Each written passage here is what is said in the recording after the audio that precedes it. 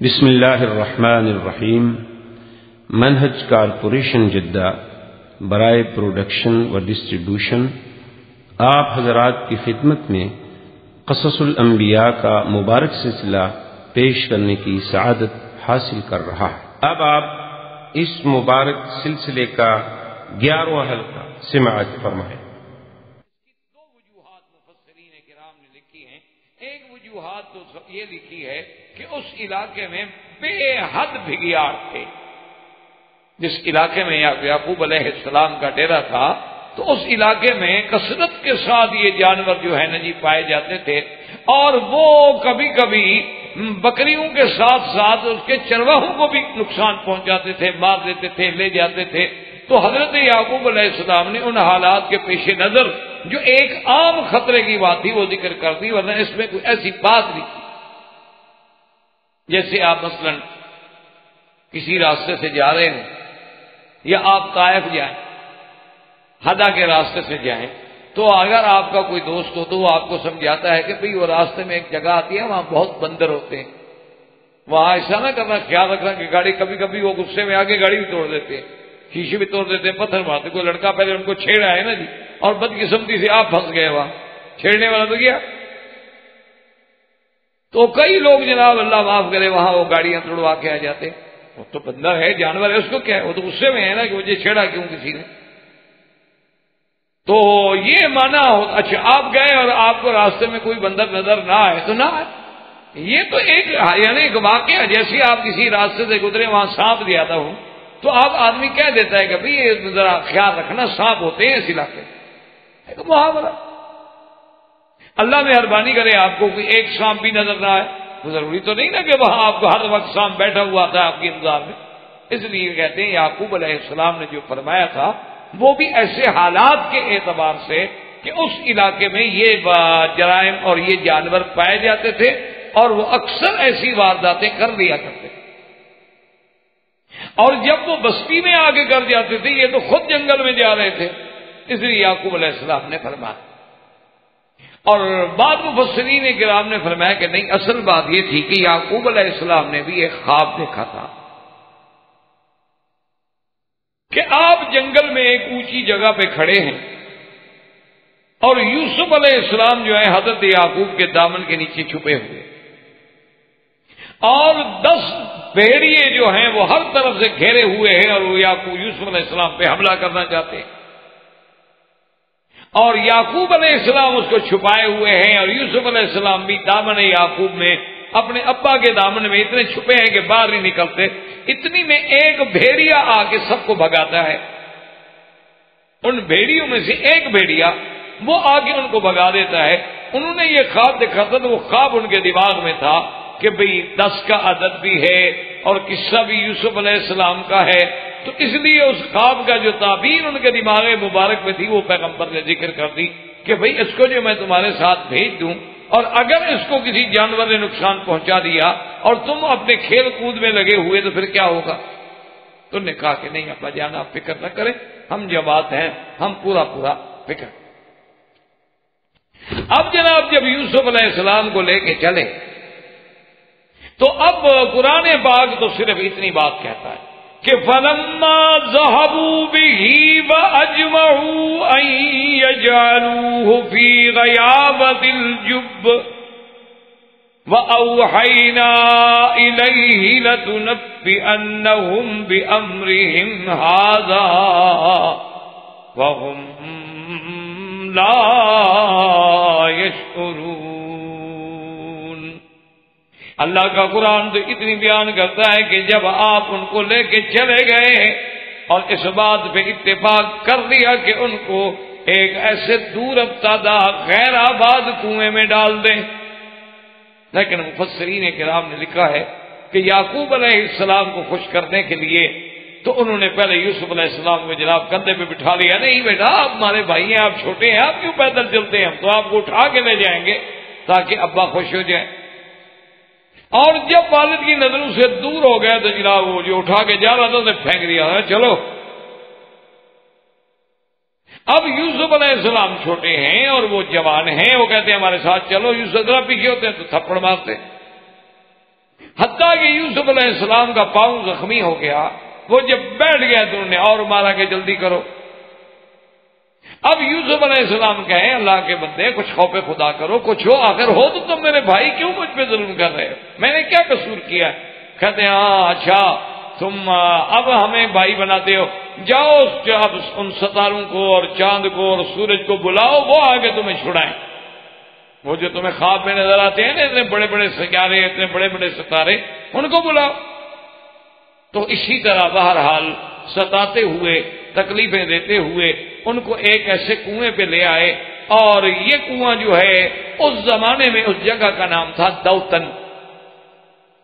یہ اردن اور شام مصر کے درمیان میں ایک جگہ ہے، اور اس جگہ کو اس زمانے کے اعتبار سے دوتن کہا جاتا تھا، وہی یہ کنواں تھا۔ اور بعض علماء یہ بھی کہتے ہیں کہ دراصل یہ اردن کے بادشاہ نے اس کنویں کو بنوایا تھا، اور یہ بڑا کنواں تھا تاکہ یہاں آبادی کی جائے اور یہاں کچھ لوگوں کو آباد کیا جائے۔ اور اس وقت مصر پہ جو حاکم تھا ابو قیس، بعض کہتے ہیں کہ ریان، اور مصر کا دارالخلافہ جو ہے یہ تھا مفلس میں، یہ قاہرہ میں نہیں تھا، اور اس کو مصری جو ہیں وہ منف بھی کہتے تھے، اصل دارالخلافہ ان کا وہاں۔ اور یہ شام اور مصر کے درمیان میں جبرون کا مقام تھا، جہاں حضرت یوسف علیہ السلام پیدا ہوئے تھے۔ تو یہ دوتن میں جو کنواں تھا یہ اوپر سے تو تنگ تھا، اندر سے بہت وسیع تھا، یعنی وہ اس انداز میں بنایا گیا تھا کہ اوپر سے تو جی بس وہ پانی کا ڈول ہی ڈالنا ہے، لیکن اندر اس کو بہت وسیع بنایا گیا تھا۔ اور اس کے اندر وہ ایک جگہ پر انہوں نے لکڑی کی ایک جگہ بھی بنائی تھی کہ کبھی کبھی اگر یعنی پانی اس کا بہت نیچے چلا جائے تو اتر کر لوگ اسی لکڑی پہ کھڑے ہو کے اس کی صفائی بھی کرتے تھے، اور وہاں سے پھر پانی کی۔ تو حضرت یوسف علیہ السلام کو لے کے آئے اور اس میں انہوں نے ڈالا۔ بعض کہتے ہیں کہ ڈول میں ڈال، لیکن صحیح روایات یہ ہیں کہ ڈول میں کیا ڈالنا تھا، جو قتل کرنے کے ارادے سے لائے تھے انہیں کون سی ہمدردی تھی کہ یوسف علیہ السلام کو چوٹ نہ لگے؟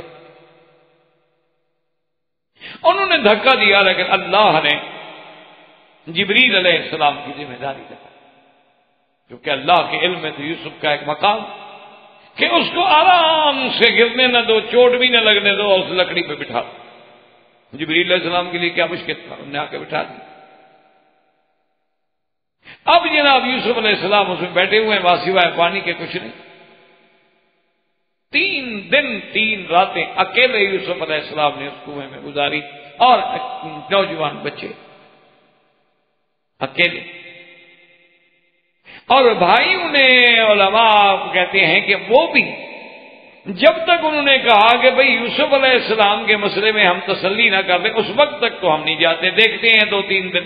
اور شکار کے لیے لوگ نکلتے تھے تو ہفتے جنگلوں میں رہتے تھے، کوئی نئی بات تو تھی۔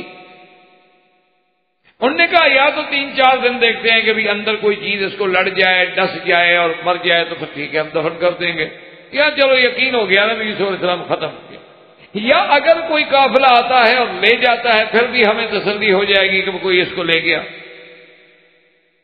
تو اب جناب یہ ہوا کہ ایک قافلہ گزرا، اور یہ قافلہ جو ہے یہ مصر کی طرف جا رہا تھا، اور سابقہ کتابوں میں ہے کہ اس زمانے میں یہ خشک میوہ جو ہے نا جی، جیسے فستق ہے یعنی یہ نیجا، بادام اور یہ پستہ وسطہ اور سنوبر، یہ چیزیں لے کے جاتے تھے اور وہاں پہ وہ لے کے جا رہے تھے۔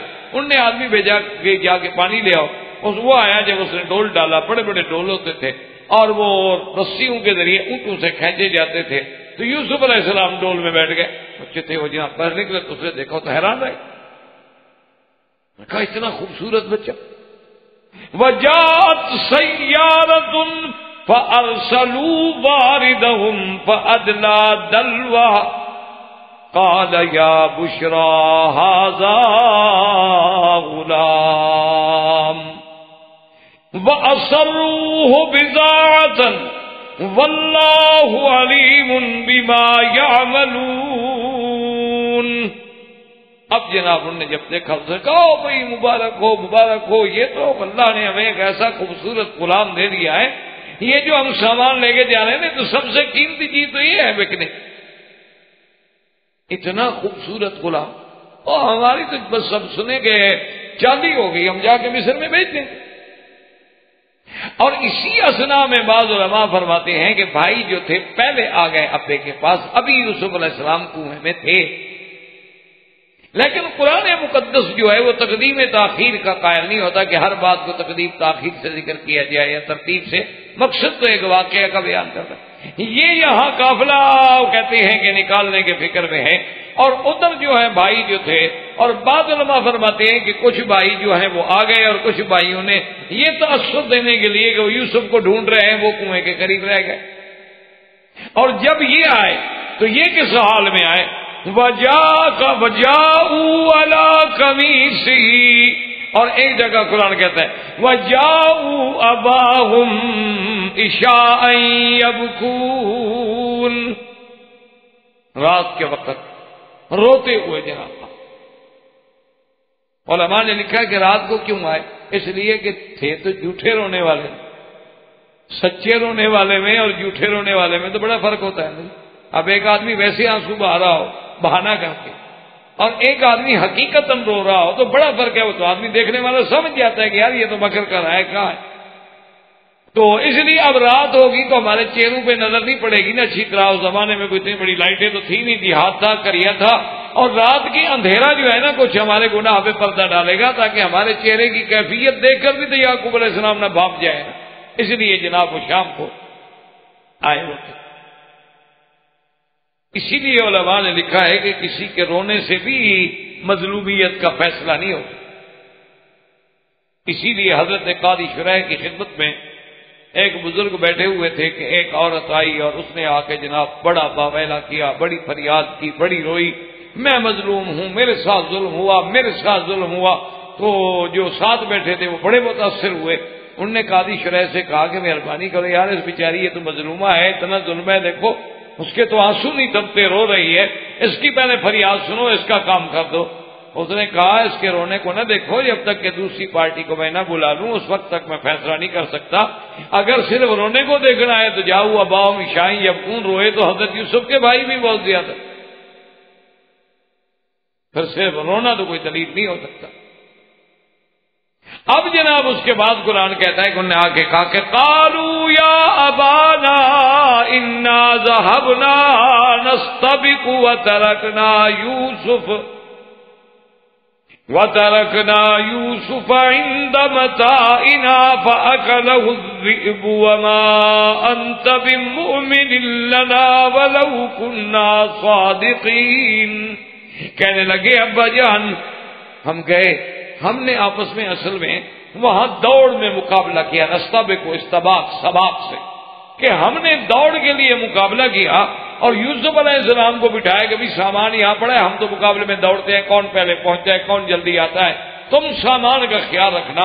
ہم دوڑ میں لگ گئے اور خدا کی قدرت یہ ہے کہ وہاں ایک بھیڑیا آیا اور یوسف علیہ السلام کو اٹھا کے لے گیا۔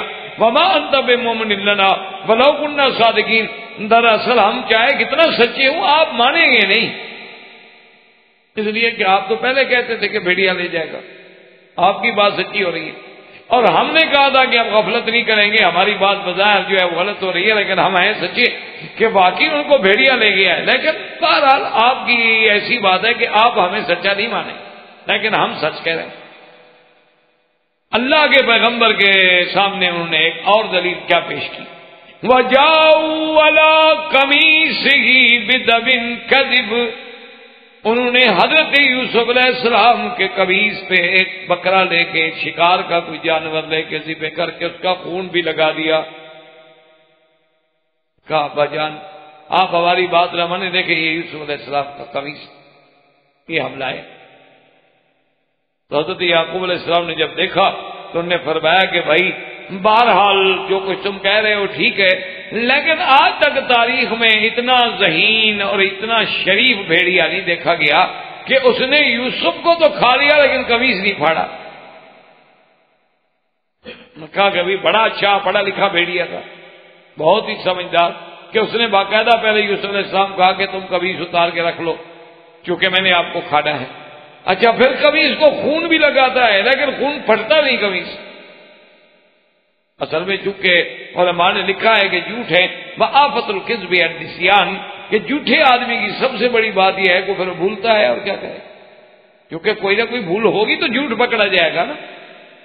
اصولی سی بات ہے کہ سچ بولا جاتا ہے اور جھوٹ جو ہے وہ گھڑا جاتا ہے۔ الصدق ینجی والکذب یہلک، صدق جو ہے وہ نجات کا ذریعہ بنتا ہے اور جھوٹ جو ہے وہ ہلاکت کا ذریعہ بنتا ہے۔ تو اس لیے اب جھوٹ تو بولا، لیکن جھوٹ بولنے کے لیے بھی تو جناب بڑے طریقے، اور پھر ایک جھوٹ کے لیے کئی جھوٹ بولنے پڑتے ہیں۔ انہوں نے بھی کئی بنائے، قمیص لائے، اس کو خون لگایا، لیکن جھوٹ جھوٹ ہے۔ اللہ کے نبی نے کہا قال بل سولت لکم انفسکم امرا فصبر جمیل واللہ المستعان علی ما تصفون۔ حضرت یعقوب علیہ السلام نے فرمایا کہ میرے بیٹے یہ سب تمہارے نفس کی شرارت ہے، اسی نے تمہیں سکھایا ہے، تم یہ ایک ڈرامہ بنا کے گھڑ کے قصہ کہانی لے کے آئے ہو، اور یہ بات بھی بلا کوئی عقل میں آنے کی ہے کہ جانور کسی پہ حملہ کرے اس کا کپڑے بھی نہ پھٹے، لیکن فصبر جمیل، ایک طرف بیٹا ہے تو دوسری طرف بھی تو اولاد، واللہ المستعان علی ما تصفون، اور اللہ ہی میری بہتر مدد کرنے والے ہیں جو تم کہہ رہے ہو، اللہ مدد کریں گے۔ آخر جو حقیقت ہے وہ تو واضح ہوگی ایک دن، لیکن بہرحال میرے پاس صبر جمیل کے علاوہ کوئی۔ اور ادھر جناب قافلے والوں نے نکالا اور خوشیاں منائی کہ غلام غلام غلام غلام۔ اب جناب وہ اس کو اور کہنے لگے کہ ایسا کرتے ہیں کہ وَأَسَرُّوهُ بَضَاعَةً، یہ ہماری قیمتی پونجی ہے، لیکن اس کو قافلے میں چھپا کے رکھو کہیں پتہ نہ لگ جائے، کہیں اس کے صحیح وارث بھی نہ پہنچ جائیں، اس کو ذرا چھپا کے حفاظت کے ساتھ لے جاؤ۔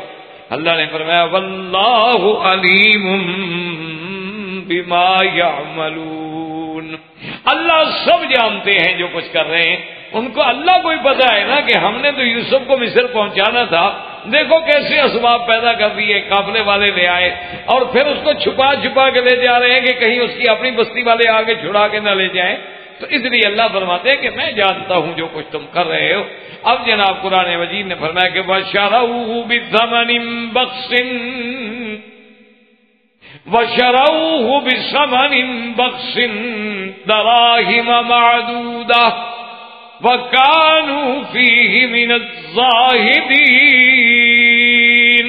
یاد رکھو ایک لفظ ہوتا ہے شرا اشری یا اشترا، شراؤ کا معنی بیچنا ہوتا ہے، اشترا کا معنی خریدنا ہوتا ہے، کہ انہوں نے بیچ دیا یوسف علیہ السلام۔ اب سمجھیں اس میں دو قول،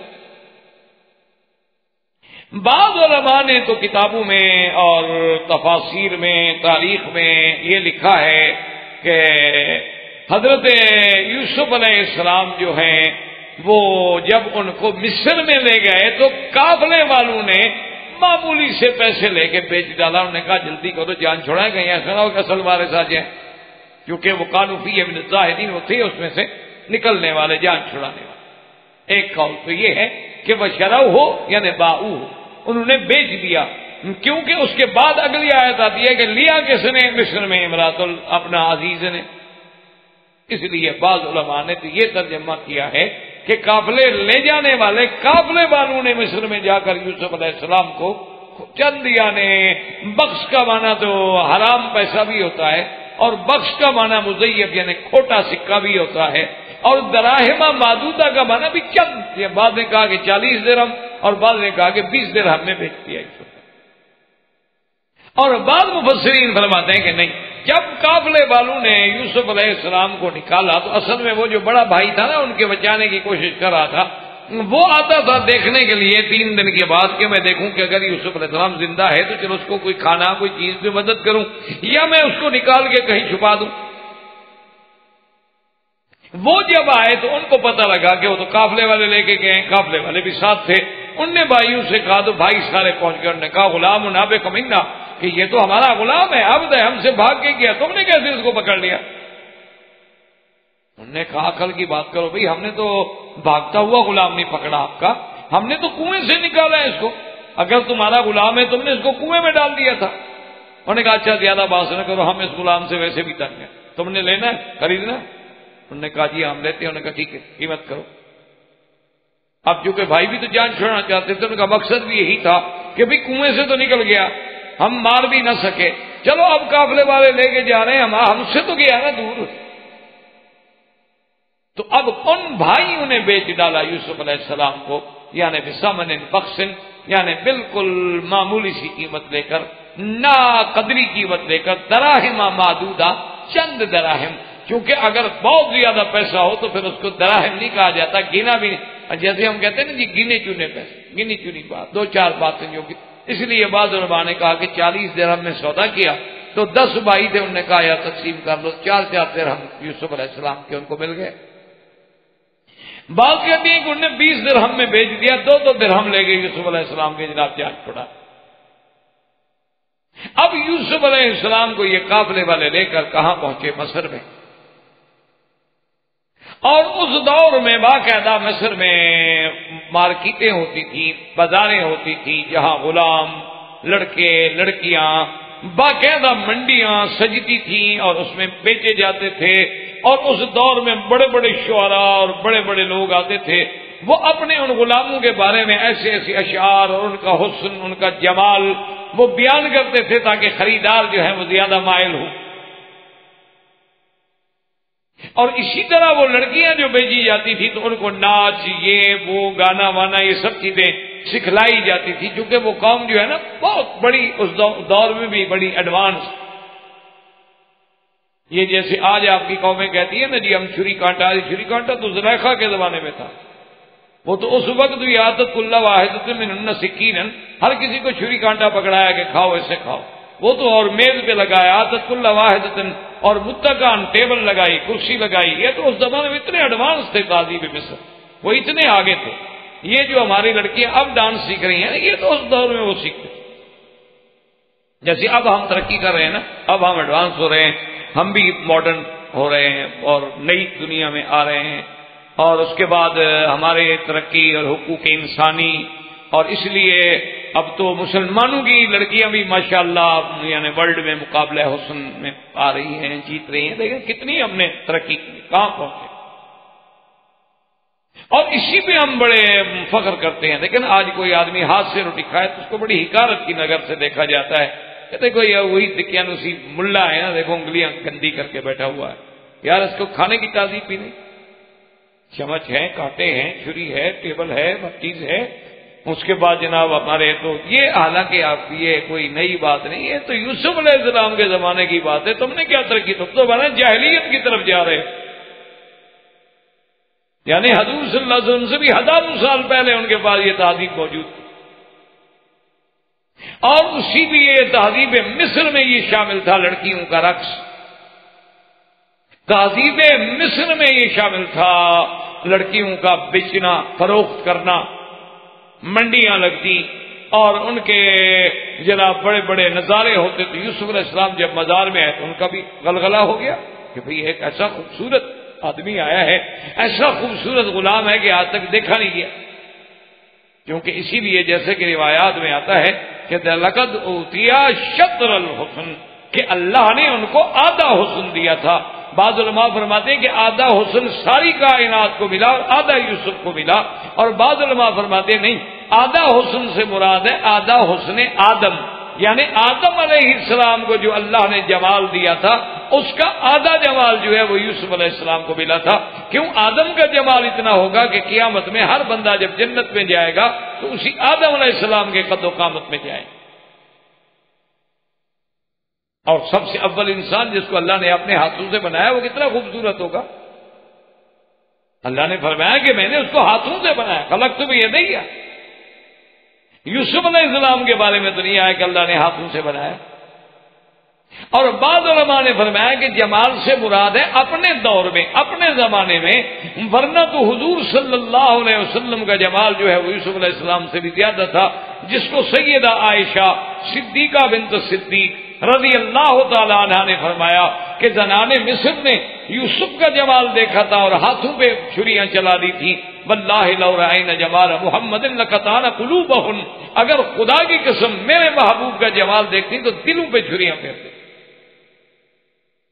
جمال تو حضور صلی اللہ علیہ وسلم کا سب سے زیادہ، اس لیے بعض علماء نے فرمایا نہیں اپنے زمان. بہرحال اللہ نے اتنا جمال دیا تھا کہ کوئی یعنی دیکھنے کی تاب نہیں ہوتی تھی. بعض اوقات یوسف علیہ السلام پردہ کر کے چلتے کہ لوگ فتنے میں مبتلا نہ. وقال الذي اشتراه من مصر لامرأته اکرمی مثواه عسى ان ينفعنا او نتخذه ولدا وَكَذَلِكَ مَكَّنَّا لِيُوسُفَ فِي الْأَرْضِ وَلِنُعَلِّمَهُ مِنْ تَأْوِيلِ الْأَحَادِيثِ وَاللَّهُ غَالِبٌ عَلَى أَمْرِهِ وَلَكِنَّ أَكْثَرَ النَّاسِ لَا يَعْلَمُونَ. اللہ پاک قرآن میں فرماتے ہیں کہ الذی اشتراہ، جس نے یوسف کو خریدا وہ کون تھا؟ عزیز مصر. یاد رکھو یہ عزیز مصر جو ہے یعنی اس دور میں یہ وزیر خزانہ تھا، وزیر مالیہ. اور اس کی بیوی جو ہے بعض علماء نے کتابوں میں لکھا ہے اس کا نام راعیل ہے، اور بعض علماء نے کتب سابقہ کی روشنی میں لکھا ہے کہ اس کا نام زلیخا ہے. اصل یاد رکھیں کہ نام اس کا راعیل تھا اور زلیخا لقب. دونوں روایتیں جو ہیں وہ درست. اس عورت کا نام راعیل تھا اور زلیخا اس کا لقب تھا. اور یہ اس وقت کا جو بادشاہ تھا ابو قیس، اس کے بہن کی بیٹی تھی اور وزیر خزانہ کی بیوی تھی. تو حضرت یوسف علیہ السلام کو مصر کی بازار میں اس دور کے وزیر خزانہ نے خریدا. بعض علماء فرماتے ہیں کہ انہوں نے جو بیچنے والے تھے انہوں نے کہا کہ پتہ ہے کہ عزیز اس کی ہم نے کیا قیمت لگائی؟ اس نے کہا مانگو، کیا قیمت مانگتے ہو؟ اس نے کہا ایک دفعہ تو اس کا وزن کریں گے ہم مسک کے ساتھ، مشک کے ساتھ، اتنی مشک، اور دوسری دفعہ ہم اس کا وزن کریں گے چاندی کے ساتھ. وہ دو گے تو پھر ہم دیں گے، ورنہ ہم نہیں دیں گے. سکا لے. تو اس نے اتنے پیسے ادا. اور جب یوسف علیہ السلام کو خریدنے کے بعد لے گئے تو اپنی بیوی سے کہا کہ دیکھو یوسف علیہ السلام کا اکرمی مثواہ ہو، یعنی اس کا بہت احترام رکھنا، اس کا بہت خیال کرنا. عسیٰ ینفعنا، ہو سکتا ہے اللہ اس کے ذریعے ہمیں کوئی نفع پہنچا دے، یا یہ ہے کہ چلو اتنا خوبصورت بچہ ہے ہم اس کو بیٹا ہی بنا لیں. کیونکہ اصل وجہ یہ بھی لکھی ہے مفسرین کرام نے کہ وہ جو وزیر خزانہ تھا وہ انین تھا، نامرد تھا، اس کی اولاد ہونی نہیں تھی، اس کی اولاد تھی کوئی نہیں. اب چونکہ بڑا آدمی تھا، پیسے والا تھا، لہذا شادی کر کے بظاہر اپنے عیب پہ پردہ ڈالا ہوا تھا، ورنہ تھا جو وہ انین، وہ اس قابل ہی نہیں تھا کہ اس کی اولاد. اس لیے اس نے کہا کہ یوسف علیہ السلام ہو سکتا ہے کہ ہمارے لیے باعث نفع ہو یا ہم اس کو بیٹا بنا لیں. اللہ فرماتے ہیں کہ اس طرح ہم یوسف علیہ السلام کو یعنی سیدھا یعنی بھائیوں نے کنویں میں ڈالا اور ہم کنویں سے اٹھا کے سیدھا وزیر خزانہ کے گھر میں لے آئے. کہ ہمارا انتظام بھی دیکھیں. اللہ فرماتے ہیں کہ دشمن کیا کر رہا ہے اور مولا کیا کر رہا ہے. وَكَذَلِكَ مَكَّنَّا لِيُوسُفَ فِي الْأَرْضِ، اور ہم نے اس طرح پھر جمایا یوسف علیہ السلام کو زمین میں، اس کو تمکین عطا فرمائی، اس کو ٹھہراؤ عطا فرمایا کہ وزیر خزانہ کے گھر میں پہنچ گئے. اور اس کے بعد لِنُعَلِّمَهُ مِن تَأْوِيلِ الْأَحَادِيثِ، اور ہم نے علم دیا ان کو خواب کے تعبیر. وَاللَّهُ غَالِبٌ عَلَىٰ أَمْرِهِ وَلَٰكِنَّ أَكْثَرَ النَّاسِ لَا يَعْلَمُونَ. اللہ غالب ہے، اللہ کا حکم ہر چیز پہ غالب ہے، لوگ نہیں جانتے، نہیں سمجھتے. اب جب یوسف علیہ السلام آئے تو اللہ نے جمال بھی دیا تھا، اللہ نے کمال بھی دیا تھا، اور پھر نبی کا بیٹے ہیں کو مذاق تو ہے نہیں جی. ایسا حسن نظم کے عزیز نے کہا کہ بھی سارا ہمارا جو داخلی معاملہ ہے سب تمہارے، یہ محلات، یہ قصور، یہ نظام، یہ صفائی، ملازمین، ان کی تنخواہیں، یوسف علیہ السلام سب تمہارے سپرد ہے. اللہ تبارک و تعالیٰ نے اس انداز میں یوسف علیہ السلام کی تربیت جو تھی وہ شروع فرمائی. یہ تو اللہ کی حکمت ہے. یعنی اب یعنی اندازہ فرمائیں کہ جو قیدی بن گیا تھا، جو کنویں میں قید تھا، جو غلام بن کے بک رہا تھا، اب وہ مصر کے وزیر خزانہ کے گھر میں اس کے پورے نظام کا کنٹرول اس کے، اور اتنا اعلیٰ انتظام کیا انہوں نے. کہتے ہیں کہ عزیز تو حیران ہو کہ بھئی اتنا بچہ ہے، 16 17 18 سال کی عمر ہے، اور اتنا یہ ذہین ہے اور اتنا یہ نظم و نسق سمجھنے والا ہے کہ ہر ملازم پہ، ملازماؤں پہ، سب پہ نظر. فَلَمَّا بَلَغَ أَشُدَّهُ آتَيْنَاهُ حُكْمًا وَعِلْمًا. اور پھر جب وہ اپنے کمال رشد کو پہنچے، اللہ فرماتے ہیں ہم نے ان کو حکم بھی عطا فرمایا، علم بھی عطا فرمایا. وَكَذَلِكَ نَجْزِي الْمُحْسِنِينَ. اور اپنے نیک بندوں کو، صالح بندوں کو ہم اسی طرح بدلہ دیا کرتے ہیں، اسی طرح ہم جزا دیا کرتے ہیں کہ جیسے ہم نے حضرت یوسف علیہ السلام کو اتنا بڑا بدلہ دیا، اتنی بڑی عزت دی، اتنا بڑا مقام دیا ہم نے کہ اب یوسف علیہ السلام کی شان دیکھنے والی ہے. اب جناب ان کا لباس بھی شہزادوں والا، ان کی رہائش بھی شہزادوں والی، اٹھنا بیٹھنا بھی شہزادوں والا، اور پھر پورا جو داخلی انتظام ہے سب کا سب حضرت یوسف علیہ السلام کے سپرد ہو گیا. ادھر سے یوسف علیہ السلام کا یہ مرتبہ آیا اور ادھر سے امتحان کی ایک دوسری کڑی شروع ہو گئی کہ پہلے بھائیوں کی وجہ سے امتحان میں آئے. خدا کی شان، اللہ کے نیک بندوں میں بڑے بڑے عجیب امتحان آتے ہیں، ابتلا آتے ہیں. پہلے بھائیوں کی وجہ سے اتنے بڑے امتحان سے گزرے کہ اللہ کا نبی حضرت یعقوب اپنے گھر میں بیٹھے ہوئے آنسو بہا رہے ہیں اور اپنے بھائی قتل کرنے کے ارادے سے لے آتے ہیں. بھائی مارتے ہیں اور بھائی اندھے کنویں میں، جنگل کے غیر آباد کنویں میں پھینک کے چلے جاتے ہیں. پھر اور ابتلا آتا ہے کہ ایک نبی کا بیٹا ہو کے غلام بن گیا. یہ کوئی معمولی بات نہیں ہوتی کہ کسی کو غلام بنا دیا جائے. نبی کا بیٹا ہو کے غلام بنے اور غلام ہو کے بازاروں میں بکے. اچھا، اب اللہ نے تھوڑی سی رحمت فرما کے جگہ دے دی، سکون آیا تو اب جناب بی بی زلیخا کا امتحان شروع ہو گیا. تو حضرت یوسف علیہ السلام پہ عجیب ابتلاءات کے دور گزرے ہیں. زندگی باقی تو بات باقی. وما علینا الا البلاغ وآخر دعوانا الحمدللہ رب العالمین. برادران اسلام، واجب الاحترام بزرگوں، دوستوں، عزیز نوجوانوں، قصص الانبیاء علیہم الصلاۃ والسلام کے ضمن میں سیدنا یوسف علیہ السلام کے بارے میں ہم پڑھ رہے تھے. درس سابقہ کا تعلق جو ہے وہ بھی قصہ یوسف علیہ السلام کے ساتھ تھا، اور بات یہاں تک پہنچی تھی کہ حضرت یوسف علیہ السلام کو بھائیوں نے کنویں میں ڈال دیا اور ایک قافلہ اتفاق سے گزرا. جو قافلہ جو ہے جانب اردن سے مصر کی طرف جا رہا تھا اور جس کے پاس چیزیں تھی، تجارتی قافلہ تھا بیچنے کے لیے، اور انہوں نے جب کنویں سے ڈول ڈالا تو یوسف علیہ السلام نکلا. اب اللہ تبارک و تعالی نے وہاں ایک آیت مبارک میں فرمایا کہ وہ شروہ بثمن بخس دراہم معدودہ وکانوا فیہ من الزاہدین، کہ انہوں نے بیچ ڈالا. بخس کہتے ہیں حرام، اور دراہم معدودہ مانا چند درہم، یعنی چند کھوٹے سکوں کے عوض میں بیچ ڈالا، اور تھے اس سے وہ جان چھڑانے والے، وہ چاہتے تھے کہ بک جائے. اب اس میں دو قول تھے. ایک قول تو یہ تھا کہ بھائیوں نے بیچ ڈالا، اور ایک قول یہ تھا کہ قافلے والوں نے حضرت یوسف علیہ السلام کو بیچ ڈالا. لیکن اصل بات جو تحقیق ہے محققین کرام کی، یعنی کتب سابقہ کو سامنے رکھتے ہوئے، اللہ کے قرآن کو سامنے رکھتے ہوئے، وہ یہ ہے کہ یہ دونوں دفعہ یوسف علیہ السلام کو بیچا گیا. یعنی جب وہ کنویں سے نکلے تو بھائی تو انتظار میں تھے نا، پتہ کر رہے تھے کہ یوسف علیہ السلام یا تو بھی کنویں میں مر جائیں گے، یا اگر کوئی کنویں سے انہیں نکالتا ہے تو ہو سکتا ہے بھاگ کے پھر گھر پہنچ جائے تو آ کر والد کو قصہ سنا دیں. تو وہ اس انتظار میں نگرانی کرتے. انہوں نے جب دیکھا کہ قافلے والے نکال کے لے جا رہے ہیں تو انہوں نے کہا چلو ایک کام تو ہو گیا کہ قافلے والے نے نکال دیا، لیکن دوسری بات یہ ہے کہ پتہ نہیں اب قافلے والے نگرانی نہ کریں، خیال نہ رکھیں، یوسف علیہ السلام آخر بچہ ہے، جوانے دوڑ جائے۔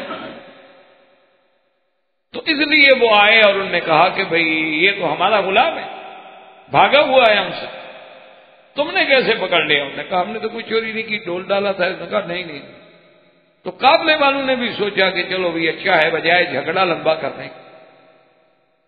انہوں نے کہا کہ بھی تم یہ غلام بیچو گے؟ انہوں نے کہا ہاں بیچیں گے، بالکل بیچیں گے، لیکن ایک بات کا خیال رکھنا یہ غلام ہے بڑا بھاگنے والا، کہیں بھاگ نہ جائے آپ سے۔ یعنی وہ اصل میں تو اپنا کام پکا کر رہے تھے کہ کسی طرح جائے یوسف۔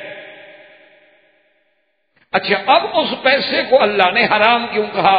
وَشَرَوْهُ بِثَمَنٍ بَخْسٍ، کہ انہوں نے بیچ ڈالا حرام مال سے۔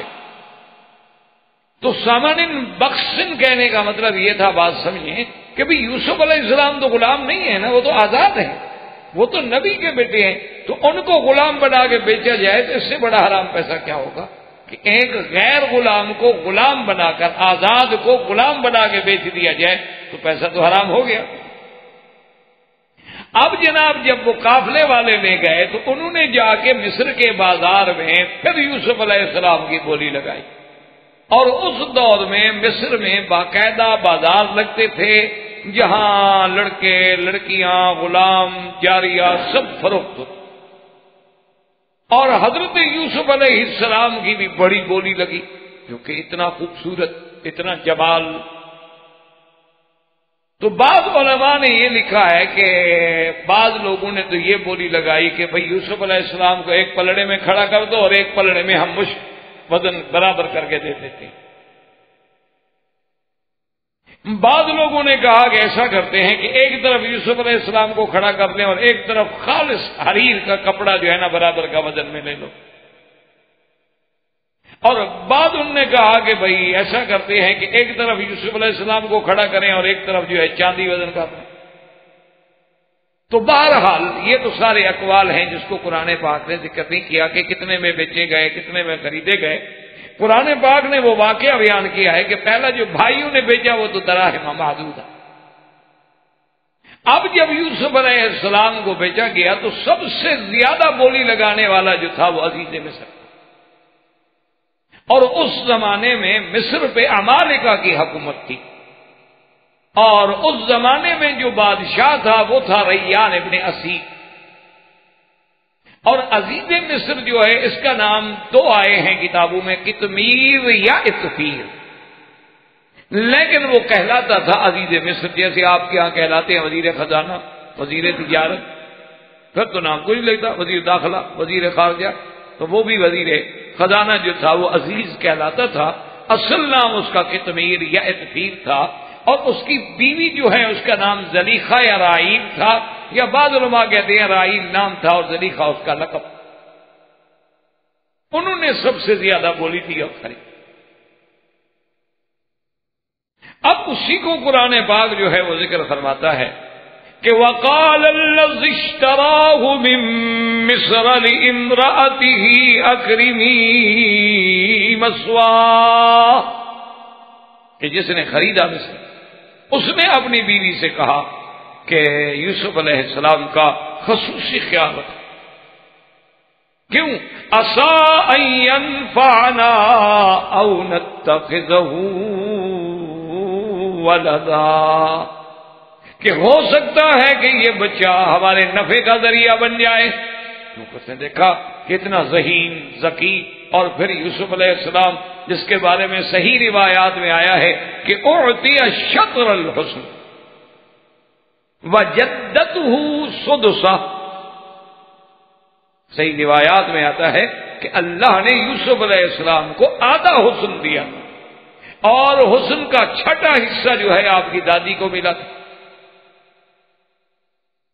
کیونکہ یوسف علیہ السلام ابن یعقوب، اور یعقوب علیہ السلام جو ہے وہ اسحاق کے بیٹے ہیں، اور اسحاق ابراہیم الخلیل کے بیٹے۔ تو اسحاق کی والدہ جو ہے بی بی سارہ، وہ بھی تو اپنے زمانے میں سب سے زیادہ خوبصورت ہو، مثال عالمین۔ لیکن اس کے ساتھ ایک بات یاد رکھیں کہ اللہ نے یوسف علیہ السلام کو اس میں تو کوئی شبہ نہیں ہے کہ جمال عطا فرمایا، اور اگر نصف جمال ملا یوسف علیہ السلام کو اور نصف جمال ملا کائنات کے تمام اللہ کی مخلوقات کو، تو اس کا مطلب تو یہ ہوا کہ یعنی وہ ہمارے آقا سرکار دو عالم صلی اللہ علیہ وسلم سے بھی جمال میں زیادہ ہوں۔ تو اس لیے ایک مسئلہ سمجھ لیں، اس کے مفسرین نے، محدثین نے اور علماء کرام نے، اللہ ان کے محنتوں کو قبول فرمائے، انہوں نے کئی جواب دیے۔ انہوں نے کہا پہلی بات، ایک بات یاد رکھ لیں، اصولی بات، کہ جزوی فضیلت جو ہے وہ کبھی کسی کلی فضیلت کو متاثر نہیں کر سکتی۔ کیا مانا؟ ایک آدمی میں ایک فضیلت ہوتی۔ اللہ نے داؤد علیہ السلام کو آواز دیا، اب ان کے آواز کا اتنا حسن تھا، اتنا اس میں تاثیر تھی، اتنا اس میں درد تھا کہ جب آپ زبور پڑھتے تھے نا، پرندے اڑتے ہوئے بھی کھڑے ہو، اور جب آپ زبور پڑھتے تھے تو مچھلیاں پانی سے باہر آ جائیں۔ ایک خاص چیز ہے اللہ نے عطا فرمائی۔ اسی طرح اللہ تبارک و تعالی نے ایوب علیہ السلام کو صفت صبر سے نوازا۔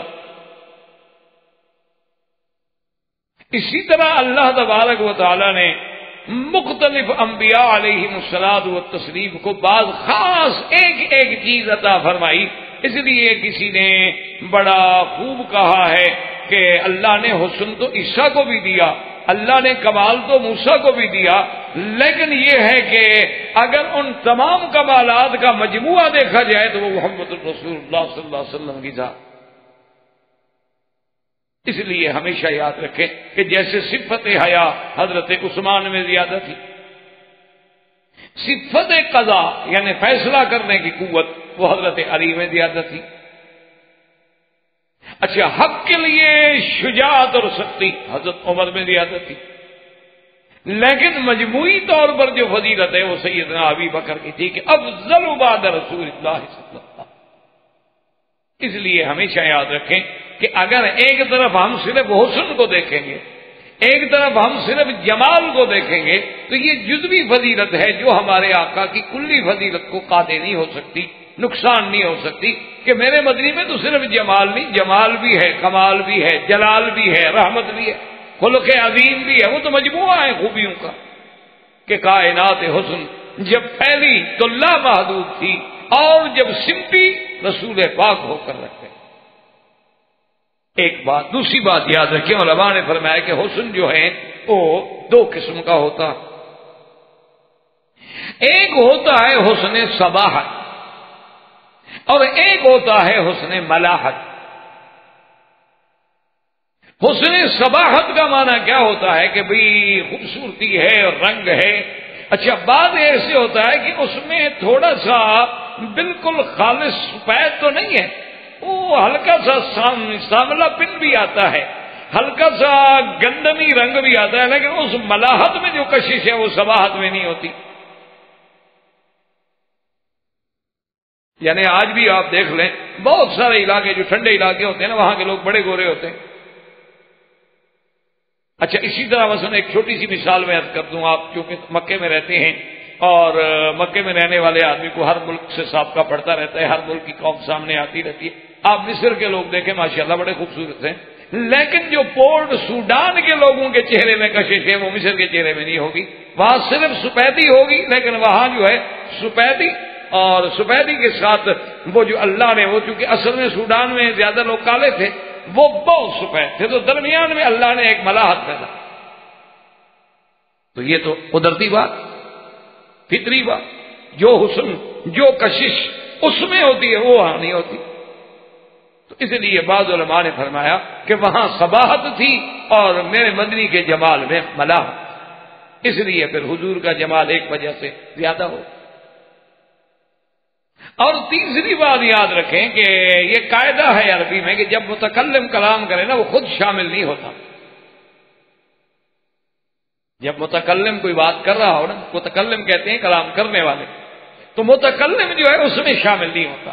یعنی حضور نے فرمایا اوتیا یوسف شطر الحسن، یوسف علیہ السلام کو آدھا حسن دیا گیا، یعنی حضور کے ماں سوا، حضور شامل نہیں اس میں۔ کیونکہ متکلم کبھی شامل ہی نہیں ہوتا.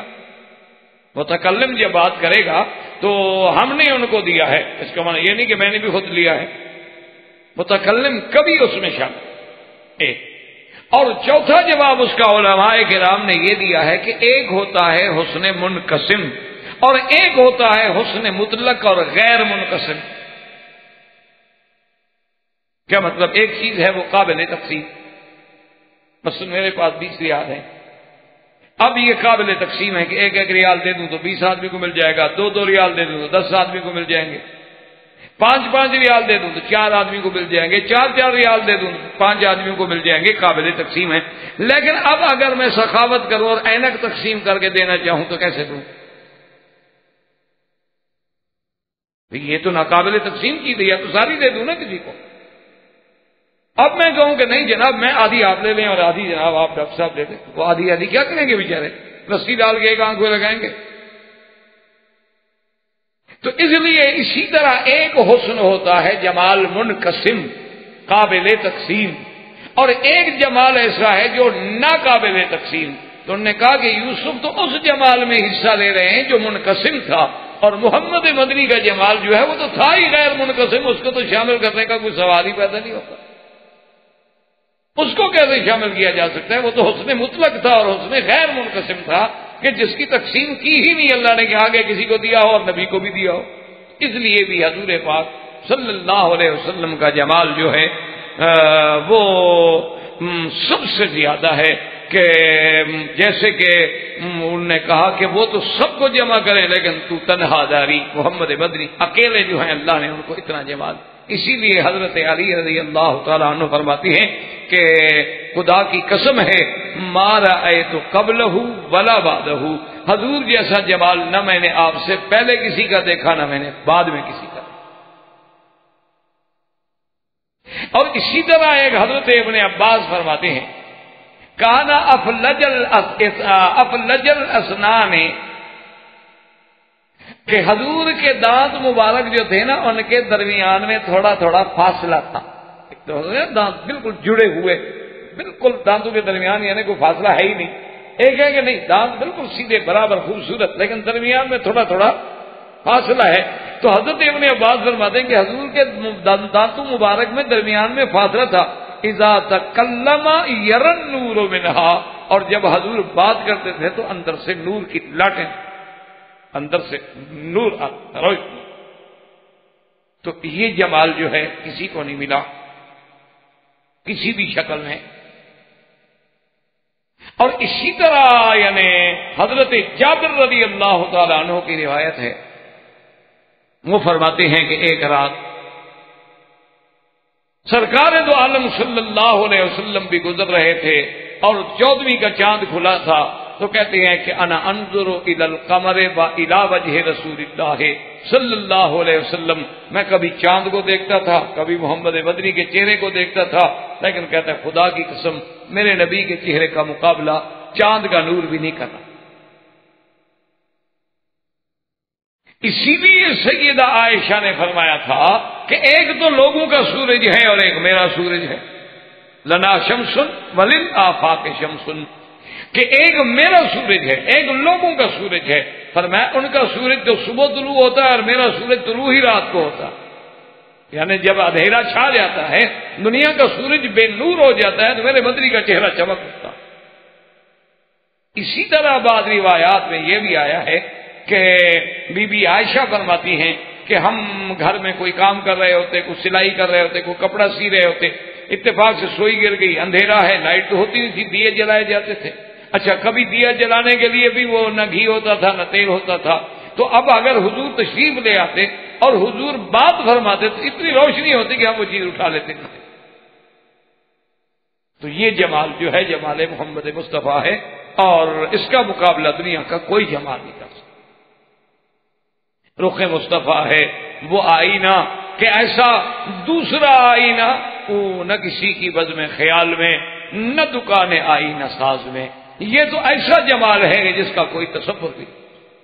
لیکن حضرت یوسف کا جمال بھی تمام دنیا میں سب سے زیادہ ہوتی ہے شطر الحسن.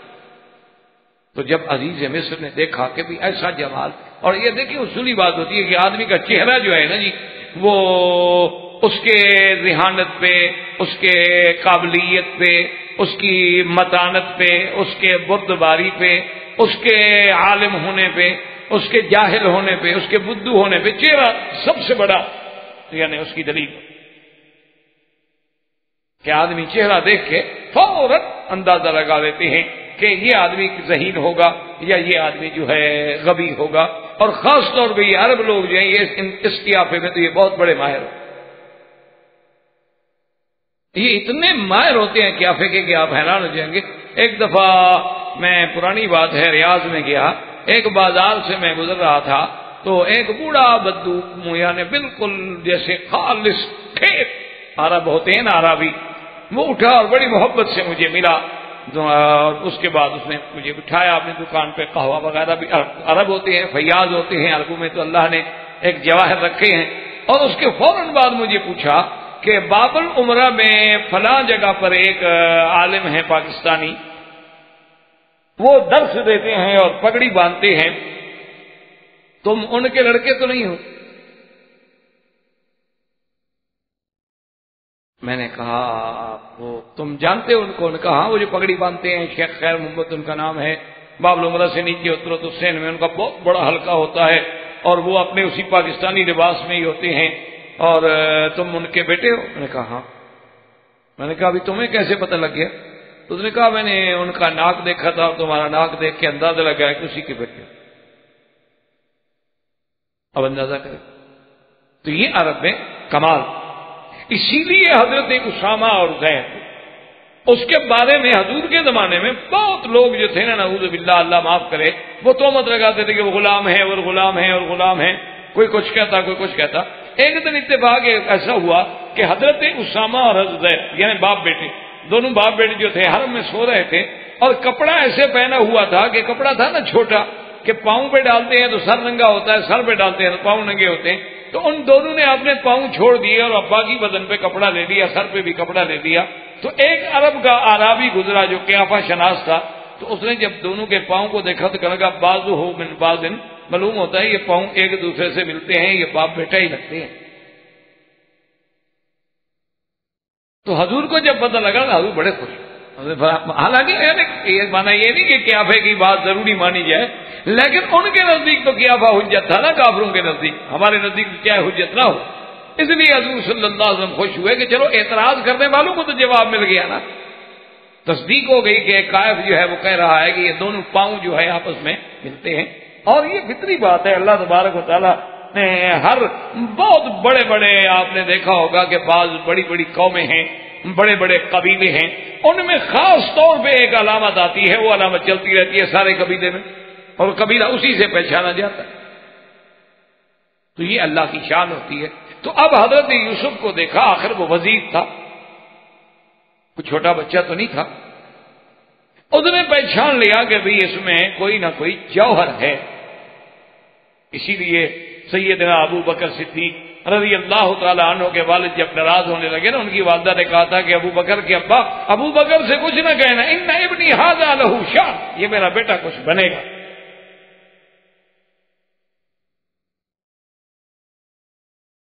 تو اب جناب جب اس نے کہا کہ ان کا بڑا بڑا خیال رکھنا، خصوصی نگہداشت، خاطر مدارات، یہ ہمارے لیے ہو سکتا ہے اللہ کوئی نفع کا ذریعہ بنا دے، یا ہم اس کو خود بیٹا ہی بنا لیں، چونکہ وہ اس کا بیٹا کوئی نہیں تھا. وزیر خزانہ جو ہے اس کا بیٹا کوئی نہیں تھا، لا ولد تھا. بلکہ بعض کتابوں میں کتب سابقہ میں یہ بھی آتا ہے کہ وہ تھا ہی انی، نہ مرد تھا اولاد کے قابل ہی نہیں. تو اس لیے قرآن نے بس اتنا کہا کہ اس نے اتنا کہہ دیا کہ سائی انفعنا او نتخذہ ولدا وَكَذَلِكَ مَكَّنَّا لِيُوسُفَ فِي الْأَرْضِ وَلِنُعَلِّمَهُ مِنْ تَأْوِيلِ الْأَحَادِيثِ وَاللَّهُ غَالِبٌ عَلَىٰ أَمْرِهِ وَلَكِنَّ أَكْثَرَ النَّاسِ لَا يَعْلَمُونَ. اللہ تبارک و تعالیٰ فرماتے ہیں کہ پھر اس طرح ہم نے یوسف کو ٹھکانہ دیا. کہ لوگ تو سوچ رہے ہیں نا کہ ایک طرف بھائی پکڑ رہے ہیں، مار رہے ہیں، کنویں میں پھینک رہے ہیں، کھوٹے پیسوں میں بیچ رہے ہیں، بازاروں میں بولیاں لگ رہی ہیں، لیکن اللہ کی تقدیر اپنے فیصلے کر رہی ہے کہ کیسے ہم نے اس کو مصر میں پہنچایا، کیسے ہم نے اس کو وزیر کے گھر میں داخل کر دیا، کیسے ہم نے اس کو علم دیا باتیں کرنے کا کہ کیسے بات کی جاتی ہے، کیسے مخاطب کیا جاتا ہے۔ اور بعد نے فرمایا کہ کیسے ہم نے ان کو تعبیر رویا کا علم عطا فرمایا۔ اللہ فرماتے ہیں واللہ غالب علی امری، اللہ تبارک و تعالی جو ہے وہ اپنے امر پہ، اپنے ہر چیز پہ غالب ہیں، لیکن لوگ نہیں سمجھتے۔ وہ تو سمجھ رہے ہیں کہ ہم نے یوسف کو نکال دیا، ہم نے یوسف کو باپ سے دور کر دیا، ہم نے یوسف کو بیچ دیا، اب یوسف لوگوں کی نوکریاں کرتا پھرتا ہوگا، وہ پتہ نہیں کس حال میں ہوگا، لیکن وہ یہ نہیں جانتے کہ میرا مولا اسے کس ترتیب سے لا رہے ہیں اور کہاں پہنچانا چاہتے۔ وَلَمَّا بَلَغَ أَشُدَّهُ آتَيْنَاهُ حُكْمًا وَعِلْمًا، اللہ نے فرمایا کہ جب حضرت یوسف علیہ السلام اپنے کمال عقل کو پہنچے، بعض علماء فرماتے ہیں 33 سال، اکثر علماء فرماتے ہیں کہ 40 سال، اللہ فرماتے ہیں ہم نے ان کو حکمت بھی اور علم بھی عطا فرمایا۔ تو بعض علماء نے فرمایا کہ یہیں سے اشارہ ہے نبوت کا کہ حکم بھی دیا اور ہم نے علم بھی دیا۔ وَكَذَلِكَ نَجْزِي الْمُحْسِنِينَ، اور اللہ فرماتے ہیں کہ صرف یوسف پہ موقوف نہیں، ہم اپنے صالح بندوں کو اسی طرح بدلہ دیا کرتے ہیں۔ تو ہم نے اس کو علم بھی دیا، ہم نے اس کو حکم بھی دیا۔ اب یوسف علیہ السلام نے تو چند دنوں کے اندر جناب پورے منسٹر کے گھر کا جو نظام تھا نا سارا اپنے کنٹرول میں لے لیا، اور حیران ہو گیا وزیر کہ اتنا اچھی ترتیب سے یوسف علیہ السلام چلا رہے ہیں میرے گھر۔ اب جناب یوسف علیہ السلام کے لیے ایک اور امتحان شروع ہوا، اور وہ امتحان یہ تھا کہ امراۃ العزیز جو ہے اس کے دل میں یوسف علیہ السلام کے حسن نے، جمال نے اتنا اثر کیا کہ وہ حضرت یوسف علیہ السلام کو نعوذ باللہ ان پہ عاشق ہو گئی، اور انہیں اپنے راستے پر بہلانے کے لیے اس نے اب حرب استعمال کرنا شروع۔ اس کو قرآن کہتا ہے وَرَاوَدَتْهُ الَّتِي هُوَ فِي بَيْتِهَا عَن نَّفْسِهِ وَغَلَّقَتِ الْأَبْوَابَ وَقَالَتْ هَيْتَ لَكَ قَالَ مَعَاذَ اللَّهِ إِنَّهُ رَبِّي أَحْسَنَ مَثْوَايَ إِنَّهُ لَا يُفْلِحُ الظَّالِمُونَ۔ اب اللہ کے قرآن کو سمجھیں، قرآن کہتا ہے وَرَاوَدَتْهُ، راودت کا معنی ہوتا ہے کسی کو بہلانا، کسی کو پھسلانا، کسی کو اپنی طرف مائل کرنا مراودہ سے۔ لیکن یہاں مشکل بات یہ ہے، ایک بات رکھیں کہ راودت ہو یہ مفاعلہ ہے، اور جب باب مفاعلہ ہو تو وہ دونوں طرف سے ہوتا ہے، ایک طرف سے نہیں ہوتا۔ کیا مطلب؟ مزاربہ یعنی مفاعلہ، اس نے بھی مارا اس نے بھی مارا، دونوں نے ایک دوسرے کو مارا۔ مخاصمہ، اسی لیے آپ دیکھتے ہیں نا ملاکمہ کہ وہ جناب اس نے بھی مارے مکے اس نے بھی مارے مکے، ملاکمہ ہو گیا۔ تو جب بھی مفاعلہ کا وزن آئے گا تو وہ تو دونوں طرف سے ہوگا، اور قرآن کہتا ہے راودت، تو اس کا مطلب یہ ہے کہ یعنی امراۃ العزیز نے بھی پھسلایا اور یوسف علیہ السلام نے بھی، یہ تو دونوں طرف سے ہوا، کیونکہ لفظ قرآن میں جو ہے وہ راودت ہے، اور راودت ہے مراودت سے، مراودت جو ہے علی وزن المفاعلہ ہے۔ تو ایک اللہ کے قرآن میں اس بات کو سمجھنے کی کوشش کریں۔ اس کی وجہ یہ ہے کہ ہم تو قرآن پڑھ کے چلے جاتے ہیں نا، لیکن دشمن ایسا نہیں کرتا، وہ تو ڈھونڈتا رہتا ہے نا باتیں۔ ہم نے تو بس قرآن پڑھنا ہوتا ہے نا زیادہ سے زیادہ تبرک کے لیے، یا ہم نے قرآن پڑھنا ہوتا ہے کہ ابھی صبح کو منزل پڑھ لو تو کہتے ہیں پیسے شیسے اچھے مل جاتے ہیں، روٹی میں برکت ہوتی ہے، رزق میں بھی فراخی ہو جاتی ہے، ہم تو اس لیے قرآن پڑھتے ہیں۔ یا کوئی بندہ مرنے لگا تو پڑھتے ہیں کہ چلو جلدی مر جائے، اور اگر کوئی بڑا آدمی ہے تو پھر قبر پہ بھی بیٹھ کے پڑھتے ہیں کہ چلو مرنے والا تو مر گیا لیکن ہماری تو 1 مہینے کی روزی بنا گیا نا، 4 حافظوں کو روٹی کھاتے رہے ہیں۔ اور پھر اس نے قرآن پڑھنا ہے تو اس کو کھانا بھی اچھا دینا پڑتا ہے. تو ہم نے تو، لیکن دشمن تو قرآن پڑھتا ہے اعتراض کرنے. وہ تو قرآن میں ایک لفظ بھی مل جائے تو طوفان کھڑا کر دیتے ہیں پوری دنیا. وہ کہتے ہیں جی آپ کیسے کہتے ہیں کہ نبی معصوم ہوتے ہیں؟ قرآن کہہ رہے راودت، اس نے بھی بہلایا، اس نے بھی بہلایا. آپ کا کیسے دعویٰ ہے کہ اللہ کے نبی پاک ہوتے؟ اور پھر وہ یہ کہتے ہیں کہ جب ایک پیغمبر جو آپ کے نزدیک نبی ہے، اگر وہ ایک عورت کو بہلا پھسلا سکتا ہے تو ہماری کیا حیثیت ہے؟ ہم بھی بہلا پھسلا سکتے، ہم سے بھی ایسی بات ہو سکتی ہے.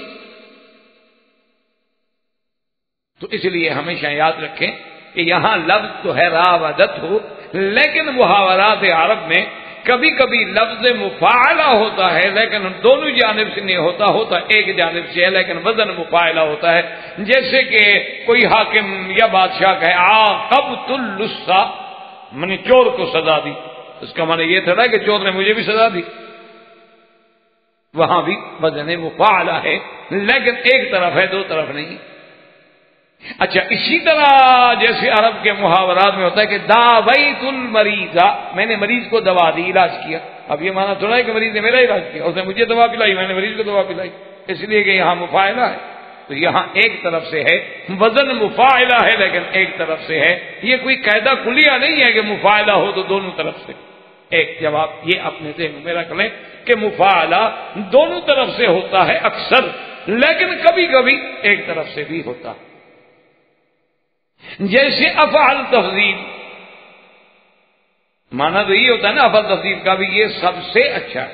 جیسے آپ کہیں نا جی کہ فنجان تو یہ بھی اچھا ہے لیکن یہ سب سے اچھا ہے، مانا یہ بھی اچھا تو ہے لیکن یہ سب سے اچھا ہے. لیکن کبھی کبھی افعل تفضیل اپنے معنی میں نہیں ہوتا. جیسے آپ روز اذان میں کہتے ہیں اللہ اکبر، اکبر تو افعل تفضیل ہے، یعنی اللہ بہت بڑا ہے. بہت بڑا ہے تو چھوٹے تو ہیں، پھر جب وہ بہت بڑا ہے تو پھر اور ایک بڑا بھی ہے، بڑے کے ساتھ اور چھوٹے بھی ہیں، اور یہی تو پھر کافر کہتے ہیں. وہ بھی تو کہتے ہیں کہ بڑا ہے لیکن یہ سارے چھوٹے چھوٹے اسی کے ہیں. اس لیے یہاں اکبر جو ہے افعل تفضیل اپنے معنی میں نہیں آتا بلکہ بمعنی کبیر ہے، اور اس کا معنی اللہ کی کبریائی اور بڑائی کا اعتراف ہے. یہ معنی نہیں کہ وہ بہت بڑا ہے لیکن اس سے کوئی بڑا ہے، پھر اس سے کوئی اور چھوٹا بھی ہے. تو اس معنی میں وہ استعمال ہی نہیں. تو اسی لیے یہاں سمجھ لیں کہ وراودت ہو، مفاعلہ تو ہے لیکن ایک جائے. اور اس کا ایک اور جواب جو علماء محققین نے دیا ہے نا، وہ اور بھی لطیف ہے. وہ کیا؟ وہ کہتے ہیں کہ ایک طرف ہوتا ہے فاعل اور ایک طرف ہوتا ہے سبب. سبب نہ ہو تو فاعل نہیں ہوگا، فاعل نہ ہو تو سبب نہیں ہوگا. تو دو چیزیں تو ہو گئی. یعنی بات کو ذرا سمجھیں، کیونکہ قرآن کا ایک آیت سمجھ لو تو بہتر ہے 10 سپارے پڑھنے سے. 10 سپارے پڑھ جائیں اور سمجھ ایک آیت کی بھی نہ ہو تو اس کا تو کوئی فائدہ نہیں. اچھا، وہ کیا مانا مثلا کہ عاقبت اللص، ہم نے چور کو سزا دی. تو عاقب تو معاقبت سے ہے، لیکن چور نے چوری کی، سبب تو بنا نا چوری، تبھی تو سزا دی نا. تو دونوں طرف سے کچھ ہو گیا، ایک طرف سے فاعل ہوا، ایک طرف سے سبب ہوا. داویت المریض، ہم نے مریض کی دوا کی. تو مریض تھا تو دوا کی نا، ورنہ کس کو دوا پلاتے؟ تو اس کا مرض جو تھا وہ سبب بنا دوائی پلانے کا. تو دونوں کا عمل دخل ہو گیا، ایک طرف سے سبب ہو گیا اور ایک طرف سے دوا پلانا ہو گیا. اب دیکھیں قرآن کو سمجھیں کہ وراودتہ التی هو فی بیتہا، اور پھسلایا اور بہلایا اس نے، لیکن اس کا کام پھسلانا ہے، لیکن سبب تو حسن یوسف ہے نا. اگر یوسف اتنے حسین نہ ہوتے تو کبھی اتنے بڑے وزیر کی بیوی ہو کر اپنے غلام کے ساتھ کوئی بات کرتی یا اپنے ایک ملازم کو اہمیت دیتی جو خریدا ہوا ہے. ان کے نزدیک تو حضرت یوسف غلام تھے نا، خریدے ہوئے. اشترا، اس نے تو حضرت یوسف کو خریدا ہے. اور آپ جانتے ہیں کہ خریدے ہوئے غلام کی کیا حیثیت ہوتی ہے. آج کل آپ کو پتا ہے، اللہ معاف فرمائے، اللہ معاف فرمائے، کہ بعض ملکوں میں لوگ عورتیں لڑکیاں بیچ دیتے ہیں، وہ دوسرے پیسے دے کے شادی کرتے ہیں. اس لڑکی بیچاری کی ساری زندگی کیا قیمت ہوتی ہے؟ خریدی ہوئی. ذرا بات بکواس مت کرو. کون سی میرے گھر میں آئی ہو جناب جہیز لے کر؟ کوئی برات لے کے گیا تھا میں تمہیں لینے کے لیے؟ میں نے خریدا ہے تم، لہذا جو میں کہوں گا تمہیں کرنا ہوگا۔ تو جب خریدی ہوئی بیوی کا کوئی مقام نہیں تو خریدے ہوئے ملازم کی کیا حیثیت ہوگی؟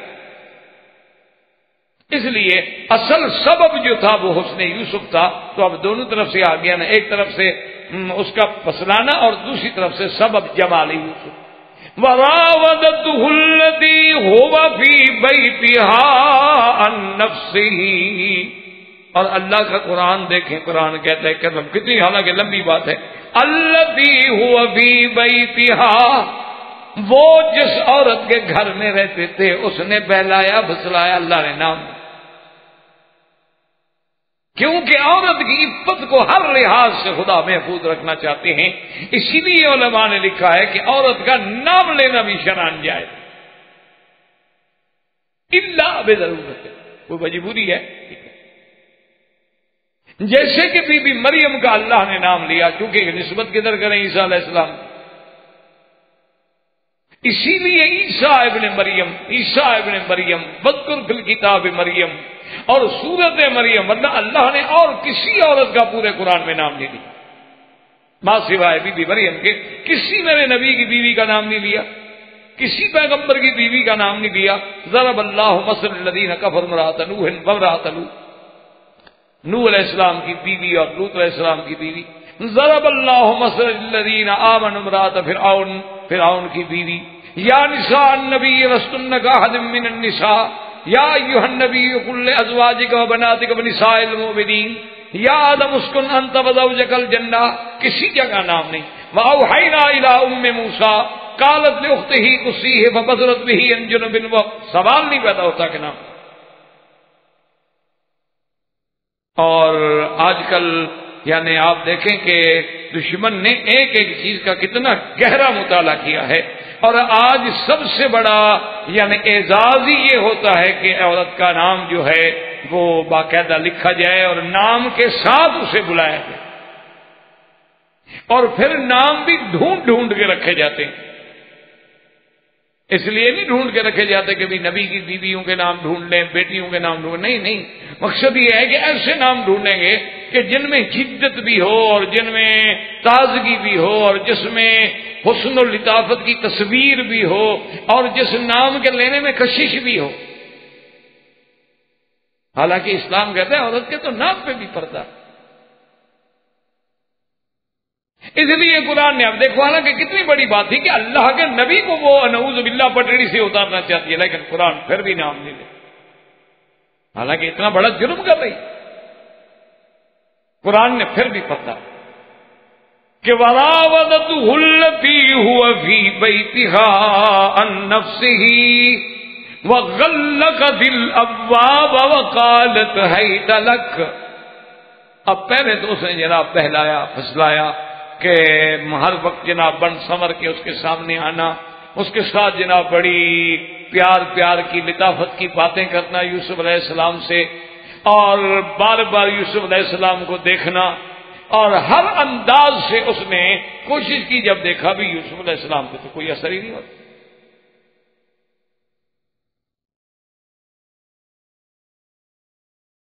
اصل میں میرے خیال میں آپ سو جاتے ہیں یا میں سو جاتا ہوں، کچھ ہوتا ہے اور سامنے بیٹھ کے دل کو چرائے، کوئی ایسی چوری کی خبر خاک لگائے کہ سامنے بیٹھ کے میرے سو رہا ہو تو میں کیا کروں، یا شاید انہیں 2 بجے یا تو درس کی لذت میں سو جاتے ہیں، یا یہ ہے کہ تنگ آ کے سو جاتے ہیں، میں جو کچھ دیر سوتا ہوں۔ وہ ایک آدمی مثال مشہور ہے نا کہ وہ ایک مولوی تقریر کر رہا تھا تو ایک آدمی سامنے جو بیٹھا بڑا رو رہا، مولوی بڑا خوش ہوا کہ آج اس کی تقریر میری لگ گئی اس کو کہ یہ بڑا رویا یار۔ تو نماز جب ختم ہوئی، جمعہ ختم ہوا تو اس کو بڑا شوق سے جا کے مولوی صاحب ملے، کیونکہ یہ تو میرا عاشق ہے، رو رہا تھا۔ کہا ماشاء اللہ بھائی آپ کو اللہ نے بڑا ماشاءاللہ خشوع خضوع نصیب فرمایا ہے، آپ رو رہے تھے اور آپ کے قلب پہ بڑی دقت آ رہی۔ انہوں نے کہا حضرت آپ جب یوں داڑھی ہلاتے تھے نا تو مجھے اپنا بکرا یاد آتا، میں تو بکرے کو رو رہا تھا، آپ نے سمجھا میں آپ کی تقریر کو رو رہا تھا، میں آپ کی تقریر کو نہیں رو رہا تھا، جب آپ یوں کرتے تھے نا آپ کی داڑھی جو ہے نا میرے بکرے کے بالکل مشابہ۔ تو مجھے وہ بکرا یاد آتا تھا تو میں تو اس کے غم میں ہلکان ہوا جاتا جاؤ یار پھٹے منہ، میں نے سمجھا یہ میری تقریر کا کوئی عاشق ہے، یہ تو اپنے بکرے کا ہی عاشق ہے۔ تو بہرحال جی، تو حضرت یوسف علیہ السلام پر جب اس نے سارے داؤ اپنے حسن کے، جمال کے ازما لیے، کچھ نہ ہو، کہا چلو پھر ٹھیک ہے، آج طاقت آتی، پھر طاقت ہے، اقتدار ہے، اقتدار تو پھر اندھا ہوتا ہے۔ تو اس نے کیا کیا جی، اس نے حضرت یوسف کو بلایا اور اپنے ملازمہ اور خواتین جو اس کے کام پر تھیں ان کو سمجھا دیا بڑے آرام سے کہ جوں یوسف علیہ السلام گزرتے ہیں نا دروازہ بند کرتے جائیں، کیونکہ محلات کے تو دروازے ہوتے ہیں، آپ کو پتا ہے ایک دروازہ تھوڑا ہوتا، وہ مین دروازہ ہے، پھر اندر آئیں گے، پھر ٹیبڑی ہے، پھر دالان ہے، پھر آگے جناب صحن ہے، اور اس کے بعد پھر آپ اندر جا رہے ہیں، کیونکہ شاہی محلات ہیں، تو دروازے بند کرتے جائیں تاکہ آج یوسف کو میں نے کسی حال میں موقع دینا ہی نہیں، بس اس لیے قرآن کہتا ہے وَغَلَّقَتِ الْأَبْوَابُ، اور یہ نہیں کہا غلقت، غلقت، بڑی سختی کے ساتھ بند کرا دیے دروازے، اور جب دروازے بند ہو گئے تو اب بالکل کھل کے آ گئی، اب کچھ نہیں بچا، اب اشارہ گنایا نہیں، کھل کے کہا قالت حیت لک، کہا یوسف اب تو آؤ میرے پاس، اب تو میری بات مان لو۔ لیکن اللہ کے نبی نے فوراً فرمایا قال معاذ اللہ، اللہ کی پناہ، کیا کہہ رہی ہے؟ انہ ربی احسن مثوائی انہ لا یفلح الظالمون۔ اب اس میں دو قول ہیں مفسرین کے، بعض مفسرین فرماتے ہیں کہ انہ ربی ضمیر اللہ کی طرف راجع ہے کہ وہ میرا اللہ جس نے مجھے کتنا اچھا ٹھکانہ دیا کہ مجھے بھائیوں نے تو کنویں میں ڈال دیا لیکن قدرت نے مجھے بچا کے یہاں محلوں میں پہنچایا، اب میں اپنے اللہ کی نعمت کا یہی شکر ادا کروں۔ کیا بات! اور بعض علماء فرماتے ہیں کہ نہیں، انہ ربی ضمیر راجع ہے عزیز مصر کی طرف کہ وہ میرا سردار جو ہے جس نے مجھے خریدا ہے، اور اس نے کہا تھا اکرمی مثوا، اس کو بہتر ٹھکانہ دینا، اس نے مجھے گھر دیا، ٹھکانہ دیا، عزت دی، اپنے گھر کا مجھے انچارج بنا دیا، اب میں اس کی عزت پہ ہاتھ ڈالوں۔ کیا کہہ رہی؟ انہ لا یفلح الظالمون، اور یہ پکی بات ہے کہ ظلم کرنے والے کبھی کامیاب نہیں ہوتے، اور اس سے بڑا ظلم کیا ہے کہ نعوذ باللہ اپنے محسن کی بیوی پہ میں عشق کروں۔ کیا کہہ رہے؟ اتنا بڑا حادثے کو اب آگے اب اللہ کے قرآن پہ غور کریں۔ اللہ قرآن وَلَقَدْ هَمَّتْ بِهِ وَهَمَّ بِهَا لولا ان رأى برهان ربه وَلَقَدْ هَمَّتْ بِهِ وَهَمَّ بِهَا لولا ان رأى برهان ربه كذلك لنصرف عنه السوء والفحشاء انہ من عبادنا المخلصین۔ اللہ قرآن میں فرماتے ہیں وَلَقَدْ ہمت، پکی بات ہے کہ اس نے ارادہ، اس نے ہم کیا، وَهَمَّ بِهَا، اور یوسف نے بھی ارادہ کیا۔ اب بات کو سمجھیں، یہ بہت بڑی مشکل آیت ہے اللہ کے قرآن میں، بڑے لوگوں کے یہاں اختلافات ہیں اور بڑے علماء نے یہاں بڑے کسی خاص ایک ایک آیت میں کتابیں،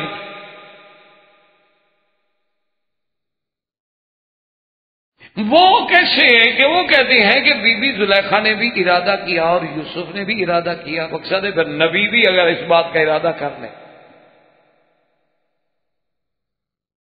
تو بڑا مسئلہ ہے۔ اللہ معاف فرمائے کہ نبی تو معصوم ہوتے ہیں، یعنی بی بی زلیخا کو چونکہ قرآن کہہ رہا ہے کہ بی بی نے ہمت، اور آگے وہی لفظ ہے ہمہ بہا، تو اس لیے اس پر جو لمبی بحثیں ہیں وہ تو میں نہیں کرنا چاہتا، اس لیے کہ اگر ہم صرف اسی آیت کے ابحاث کو شروع کریں تو پھر 8-10 درس تو صرف اسی آیت پہ ہم پڑھتے رہیں، بیٹھے رہیں۔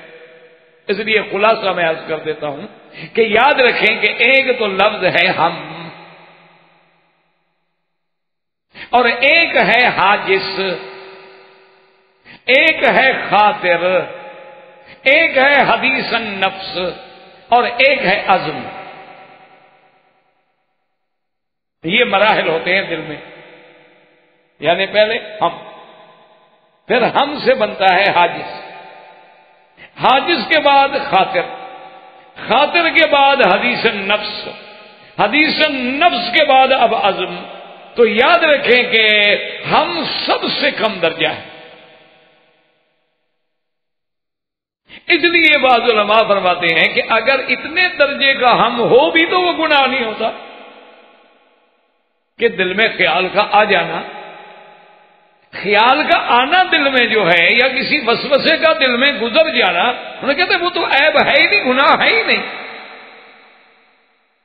تو اگر حضرت یوسف علیہ السلام کے دل میں بھی ہم آیا یا خیال آیا تو وہ تو ایک وسوسے کی حد تک ہے، اور جو اللہ کے ہاں بھی قابل مواخذہ نہیں ہے، قابل معافی ہے، تو پھر اس کو ہم یہ تصور ہی کیوں کریں کہ یوسف علیہ السلام سے گناہ ہوا؟ گناہ تو ہوا ہی نہیں، تو ہم میں صرف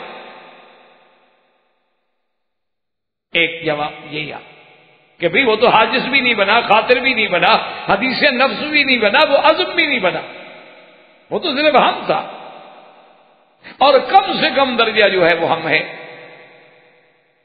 ایک۔ اور دوسری بات یاد رکھیں کہ ایک حدیث مبارک ہے میرے آقا کی سرکار دو جہاں صلی اللہ علیہ وسلم کی، آپ نے فرمایا کہ انسان من ہما بحسنۃ، جب آدمی اپنے دل میں کسی نیکی کا ہم کرے، ارادہ کرے، اللہ فرماتے ہیں فرشتے کو لکھ لو۔ اللہ بھی یہاں اس نے کیا تو نہیں ہے، ارادہ ہی کیا ہے، ارادہ کیا ہے کہ یار آج رات جو ہے نا انشاءاللہ جا کے جلدی سو جائیں گے، صبح کی نماز حرم میں ہی پڑھیں۔ بھائی حرم کی جماعت کا جو مزہ آتا ہے وہ مسجد کی جماعت کا تو نہیں آتا۔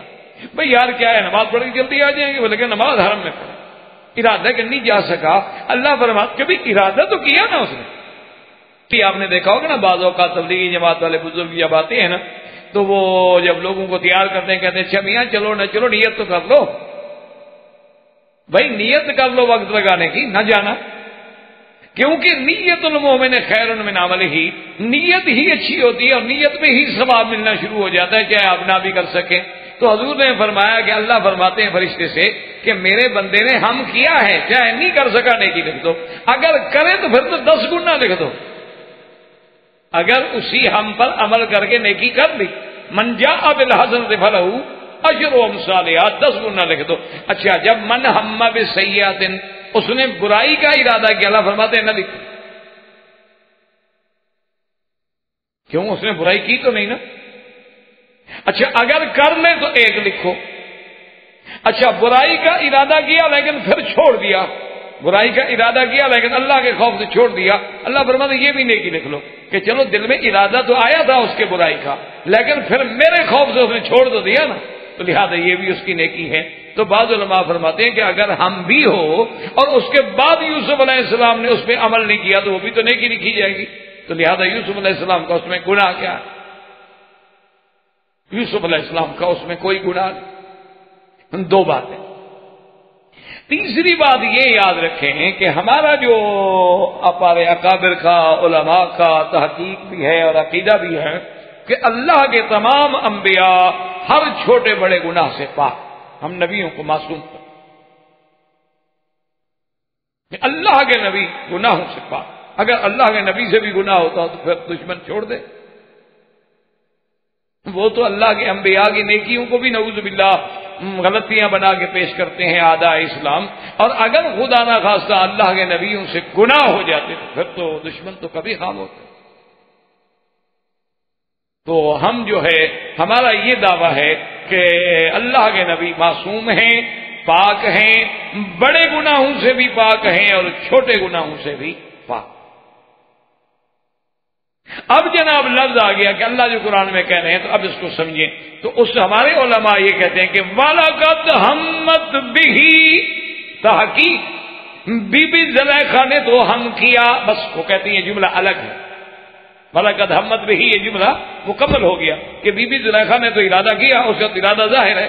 اب آگے پھر پڑھیں وَهَمَّ بِهَا لَوْلَا أَن رَّأَىٰ بُرْهَانَ رَبِّهِ، لولا امتناع کے لیے ہے کہ یوسف بھی ارادہ کرتے اگر برہان رب نہ دیکھ چکے ہوتے، چونکہ برہان رب دیکھ چکے تھے انہوں نے ارادہ بھی نہیں کیا.